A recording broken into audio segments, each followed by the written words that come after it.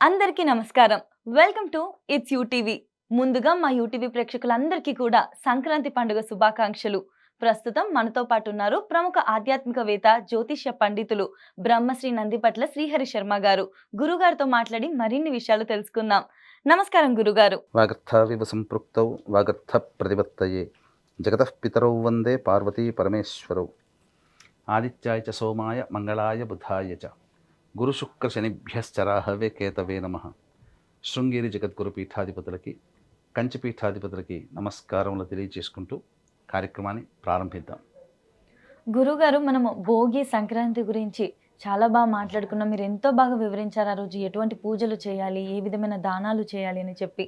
అయితే చివరి రోజు కనుమ, ఆ కనుమ యొక్క విశిష్టత తెలియజేస్తారా? కనుమ అనేటువంటిది మనము పండుగ వెళ్ళిన తర్వాత రోజు జరుపుకునేటువంటిది. అసలు ఏదైనా కానీ ఒక పండుగ వచ్చింది అని అంటే, ఏ పండుగ అయినా కానీ ఆ పండుగకు ముందు రోజు ఆ పండుగకు సంబంధించిన భోగి అవుతుంది, ఆ పండుగకి తరువాత రోజు కనుమ అవుతుంది.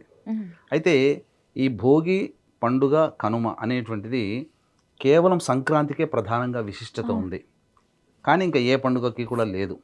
కనుమ రోజు కాకి కూడా బయలుదేరదని, అంటే దీంట్లో ఉన్నటువంటి అంతరార్థాన్ని పరమార్థంగా కుటుంబపరంగా మనం చూసినట్లయితే, పండుగకి సంబంధించి అందరూ కూడా పిల్ల పాపలు సంక్రాంతి పండుగకు 2 రోజుల ముందుగానే అందరూ కూడా బాబాయిల పిల్లలు అందరూ వచ్చి చేరుతారు. పెదనాన్నలు, అత్తలు, మేనత్తలు ఇలా అందరూ చేరిన తరువాత ఈ పండుగ 1-2 రోజుల్లో అయిపోయింది, అయ్యో సంక్రాంతి అయిపోయింది, వీళ్ళు వెళ్ళిపోతున్నారనే బాధ అనేవి కాకుండా ఇంకొక రోజు ఉండనిచ్చి వాళ్ళని ఆ విధంగా వాళ్ళ సంతోషాన్ని పెంపొందింపజేసి కనుమ రోజు ఎక్కడకుండా బయలుదేరకుండా చేసి, తదనంతరం మీరు వెళ్ళండిరా ఆనందంగా గడపండి అని చెప్పి, అందుకనే కనుమ రోజు కాకి కూడా బయలుదేరదని.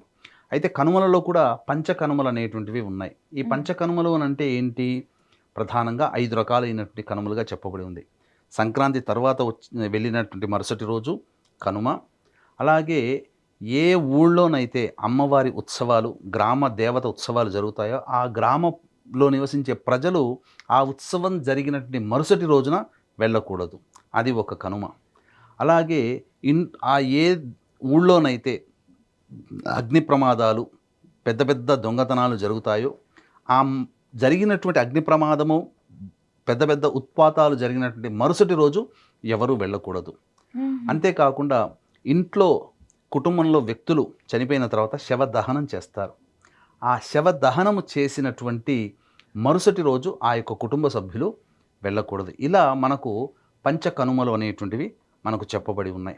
అయితే ఈ యొక్క కనుమ రోజున శాస్త్రం ఏంటంటే, కాకి రూపు మనిషికి, మనిషి రూపు కాకికి వస్తుంది అని చెప్పి సంకేతం.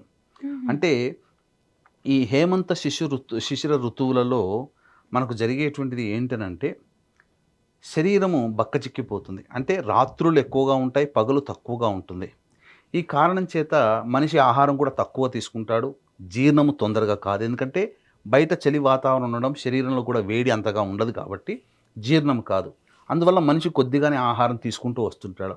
ఈ 3-4 నెలల్లో ఆహారం తక్కువ తీసుకోవడం వల్ల మనిషి శరీరం బక్కచిక్కిపోతుంది.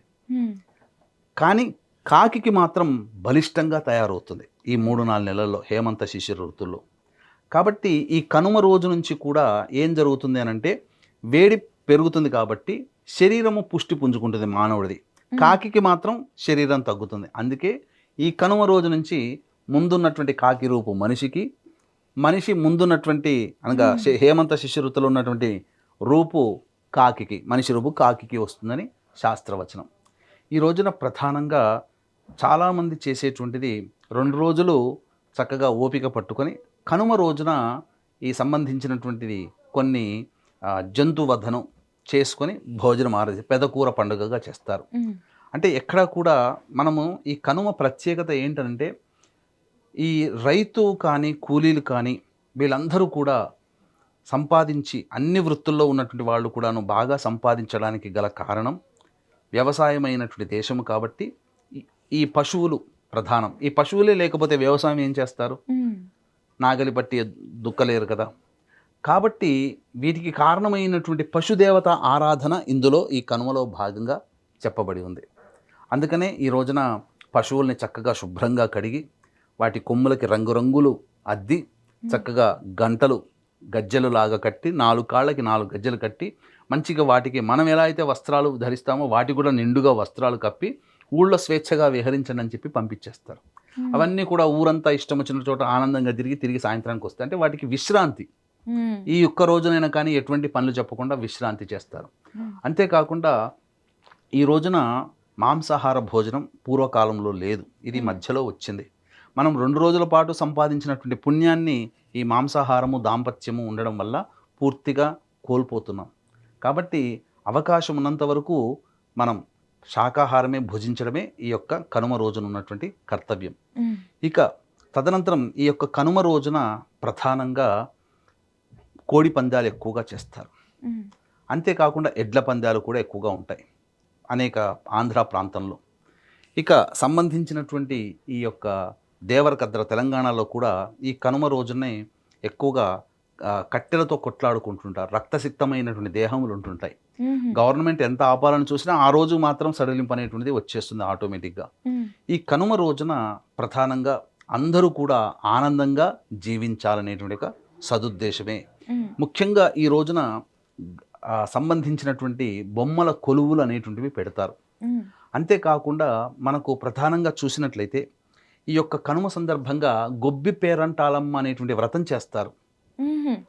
భోగి పండుగ రోజున మొదలుకొని, అంటే ఒక ఆ ఊర్లో ఉన్నటువంటి చెరువు దగ్గర ఉన్నటువంటి మట్టి కానీ, ఎవరు తొక్కనటువంటి మట్టిని కానీ, నది దగ్గర ఉన్నటువంటి మట్టిని కానీ తీసుకొని గౌరమ్మగా తయారు చేసి విగ్రహంగా, ఆ విగ్రహానికి ప్రతిరోజు భోగి, సంక్రాంతి, కనుమ, ముక్కనుమ ఈ 4 రోజుల పాటు పూజ చేసి, ఈ 4 రోజుల పాటు ఉదయం సాయంత్రము దీపారాధన, పూజ, అలాగే నైవేద్యముగా ఆ యొక్క సంబంధించినటువంటి ఊర్లో పండినటువంటి కాయగూరలు, ఆకుకూరలు నైవేద్యంగా పెడతారు.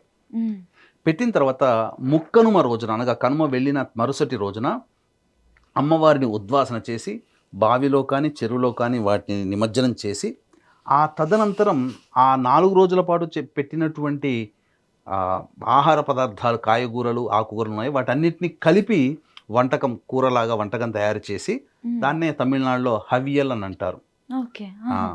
మనం కదంబం అని అంటాం ఇక్కడ. ఇంకా చెప్పాలి అంటే సంబంధించినటువంటి అన్ని రకాలుగా కలిపినటువంటిది రైస్ అని అంటారు ఇది. సో ఆ విధంగా తయారు చేసి ఊరందరికీ పంచుతారు. అందరూ కూడా ఎవరింట్లో పూజ చేసుకుంటే వాళ్ళందరూ కూడా, పిల్లలు, పెద్దవాళ్ళు, స్నేహితులు, బంధువులు అందరూ కలిసి ఆ యొక్క సంబంధించిన నైవేద్యాన్ని భుజిస్తారు. ఈ 4 రోజుల పాటు గొబ్బి పేరంటాలమ్మగా చేయడం వల్ల వివాహం కాని ఆడపిల్లలకి త్వరలో మంచి వరుడితో వివాహం జరుగుతుంది. అలాగే దాంపత్యం కూడా అనుకూలంగా ఉంటుందని మనకు నమ్మకం. కాబట్టి ఈ విధంగా కనుమ రోజున ఈ విధంగా మనం ఆచరించడం అనేటువంటిది మనకు అనాదిగా వస్తున్నటువంటిది.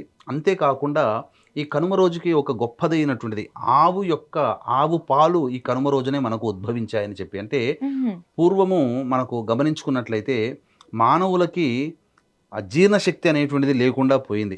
దేవతలకి అమృతం తాగి వాళ్ళు జీర్ణించుకునే శక్తి వారికి ఉంది, అమృతం దొరుకుతుంది. కాబట్టి మానవులకి అమృతం ఇద్దామని చెప్పి బ్రహ్మ చూస్తే దేవతలకున్నంత బలి, అనగా బలిష్టమైన దేహము, వారికి ఆ యొక్క అమృతాన్ని అరిగించుకునే శక్తి సామర్థ్యాలు మానవులకి లేవు.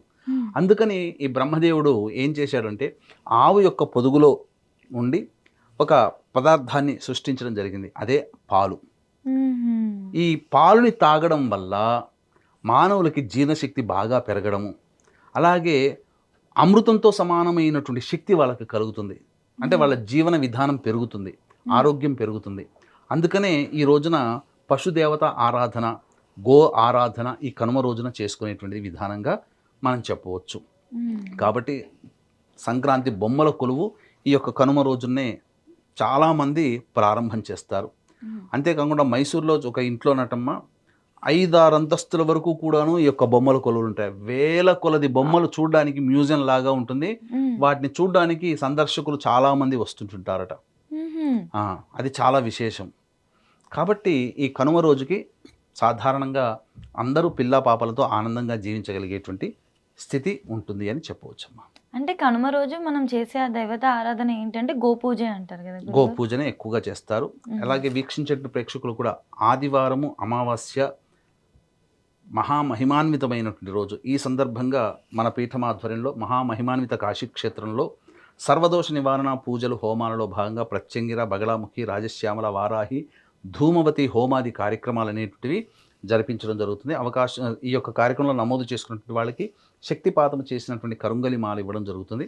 అవకాశం ఉన్న వాళ్ళు ఈ యొక్క కార్యక్రమ తదనంతరం కాంటాక్ట్ చేసి మీ గోత్రనామాదులు నమోదు చేసుకోవచ్చు.